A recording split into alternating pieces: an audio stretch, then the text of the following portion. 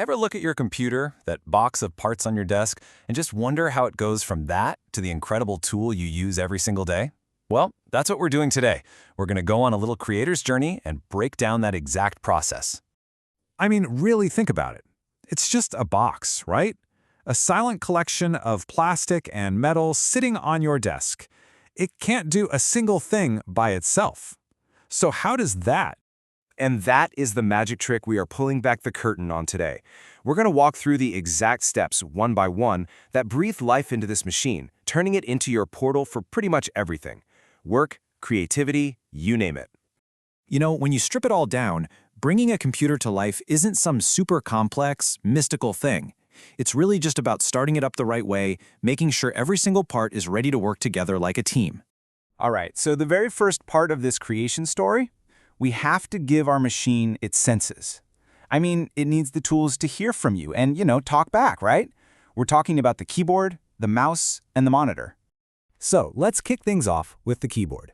You're just going to find one of those rectangular USB ports on the main computer tower, the big box, and gently plug it in. Now you might see some really old keyboards with a round purple plug. That's called a PS2 port, but honestly, USB is what you're going to see pretty much everywhere these days. And just like that, you've connected something absolutely essential, an input device. It's how you talk to the computer, right? How you send it commands and type stuff in. It's the main way you tell the machine what to do. Okay, next up is the mouse. This is what lets you point and click and get around the screen. It's the same deal as the keyboard, really. Find another USB port, plug it in. Oh, and if you've got a wireless mouse, this is where you plug in that tiny little USB receiver that came with it. And yep, you guessed it, that makes the mouse another key input device. It takes the movements of your hand and turns them into actions on the screen. Clicking, dragging, the whole shebang. All right, time to give our computer its eyes. The monitor actually needs two different connections, so pay close attention here. First, there's the video cable. It's usually either a blue one, that's VGA, or a flat one called HDMI. That goes from the monitor to the computer tower. But, and this is important, the monitor also needs its own separate power cable plugged right into the wall. So you see how this is different, right? With the keyboard and mouse, you are sending information in. But here, the roles are flipped. The monitor is an output device. The computer is sending information out for you to see. It's the computer's voice, its way of talking back to you. And lastly, the printer. If you've got one, it's pretty much the same story. One USB cable goes to the computer for the data, and a separate power cable goes to the wall for the juice. Just a heads up, you might need to install a little piece of software for it later on, it's called a driver, to get it working perfectly. And this makes the printer another textbook example of an output device. It's taking all that digital stuff from your computer and turning it into something physical you can hold in your hand. Okay, hold on. Before we plug anything else in, we need to talk about safety. Think of this as the responsible creator's oath. Seriously, this isn't just a friendly suggestion. This part is absolutely crucial to keep you and your new machine safe and sound.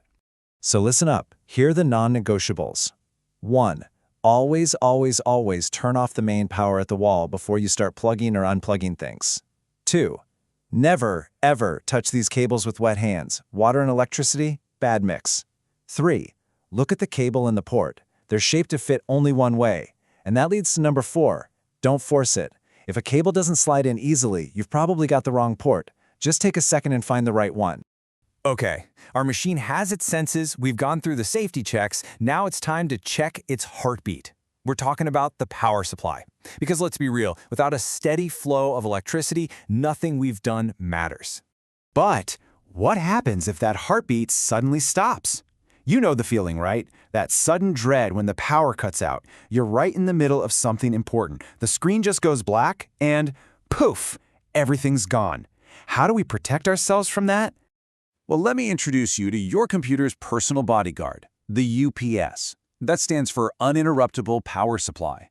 Basically, it's a big backup battery. The second the main power goes out, the UPS kicks in instantly. It doesn't run forever, but it gives you those few crucial minutes you need to save all your work and shut down the computer properly. It's a lifesaver, literally. All right, so let's run through our final power checklist just to be sure. Step 1, make sure that main switch on the wall outlet is flipped on. Step 2, do a quick check. Are all the power cables pushed in nice and snug? And step 3, if you have one of those UPS backup batteries, Now's the time to turn it on. And this is it. This is the moment we've been building up to. All the pieces are in place, the senses are connected, the safety checks are done, the heartbeat is steady. It is the moment of truth. All the connections are secure. The power is ready. It's time. Okay, here we go. The final sequence. The first breath. Step 1. Press the big power button on the main computer tower. Step 2. Press the power button on your monitor. And now for step 3, you just wait. You'll see some logos flash on the screen as the operating system, the computer's brain, starts to wake up and load everything. This is it. It's taking its first breath. And there it is. That silent box of plastic and metal is now alive. It's a working machine, your window of the world, just waiting for your next command. So the only real question left is, now that you brought it to life, what are you going to create with it?